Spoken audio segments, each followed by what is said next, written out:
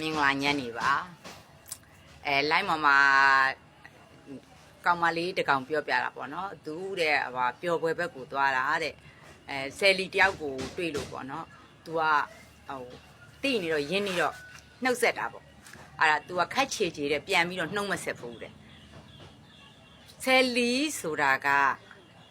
သူများလေးအသေးလေးတွေပေးလက်မလေးတွေနှိပ်ပြီးတော့ကော့မန့်လေးတွေရေးလို့ဆယ်လီဖြစ်လာတာဘာလို့ဘဝင်နေကင်နေတာလဲ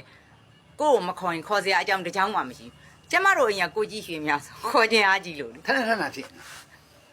သူများသူတိလားမတိလားမသိဘူးနှုတ်ဆက်စေခြင်းလို့ဒီလိုနေတာပဲ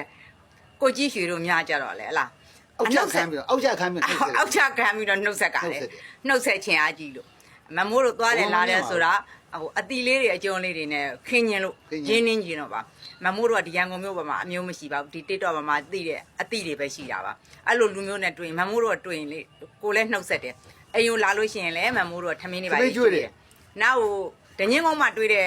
အကောင်လေးတွေဆိုအန်နီမိုးလာလို့အဲ့လိုမျိုးလေးပြောတာနဲ့တွေ့တာနဲ့မမိုးတို့အတင်းတစ်ခါသူတို့မုံနေဝဲကြတော့သူတို့မဟုတ်ပါဘူးမစားကြပါဘူးအန်နီမိုးဝဲမစားပါဘူးဟင်းတွေ့တာနဲ့မမိုးတို့ကဝဲကျွေးတယ်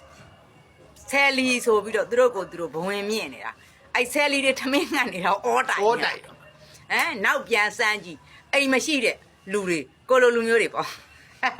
ဟုတ်တာပေါ့ ကိုရီလိုလူမျိုးတွေဘာတွေဘဝင်မြင့်နေတာလဲဘာတွေဂုံတူးတွေတက်နေလို့